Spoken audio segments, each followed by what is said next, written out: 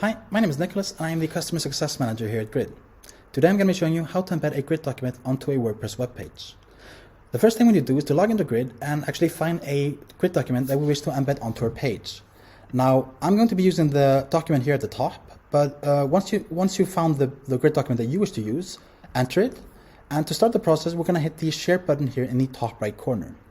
Now, once you've done that, the first step is to check if the access is set correctly for an embed. To do that, we hit the Update Access button, and here we need to make sure that the access is set to be either password protected or public. This is very important because embeds only really work well if you choose either of these two bottom options. Now, once you've selected the one that suits you best, go ahead and click the Share button, and we're on to the next step. So, next step after that is to expand the embed options here in the bottom left by clicking, and here we'll see a bit of code, 2 options and a button. Now, the important part here is to make sure that if you want to change these 2 options, do that now before proceeding to the next step, because the next step is to copy this code, and these settings, changing them will actually change the code itself. Now, I don't want to make any changes to these. The default settings are fine for me.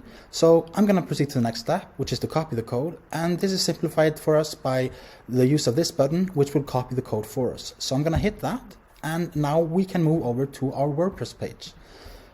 Here I'm logged into a locally hosted WordPress page, and as you can see there's not a lot of pages in here, but it will suffice for this demonstration. And I have already created a simple draft that I'm going to use to demonstrate, but it's important to know that this procedure works exactly the same if you are creating a page from scratch, if you are editing a draft, or if you are editing a page that already is live on your website. The difference between these is that if you are working with a live page, then at the very end, instead of clicking publish, you're going to hit update. But as I said, until then, the procedure is the same. So if you created a page from scratch or found the one that you wish to use, go ahead and go into edit mode. And here we need to find the location where we wish the embed to appear. Now for me it's going to be very simple because I don't have any text here, so all I want is to simply show the embed right here. But if you have some text, make sure to go and click in the location where you want the embed to appear on your page. So once you're in that location, click with the cursor, and on the right hand side click the black plus button that appears and says Add Block. Once you've hit that, we want to select the Custom HTML option. If it doesn't appear right away for you, what you can do is you can search for it by typing here or browse for it by hitting the button here at the bottom. Since it is already conveniently placed for me here, I'm just going to select it. And once I've selected it, all I need to do is paste the code that I just copied on the Grid page. That's all we need to do really, and to check if everything is correct, we can hit the preview button and immediately we should see that our Grid document appears. Now let's still go ahead and go all the way and publish this page to see the final outcome.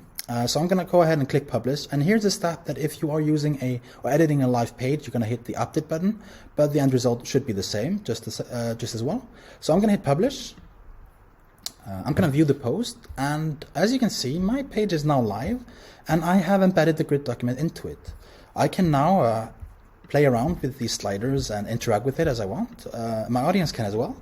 And now my audience can actually see my Grid document and any other content on my webpage in the same location, which is very beneficial for me as a blogger. Now, that's all I wanted to show you today. I really hope this was helpful, and thank you so much for watching.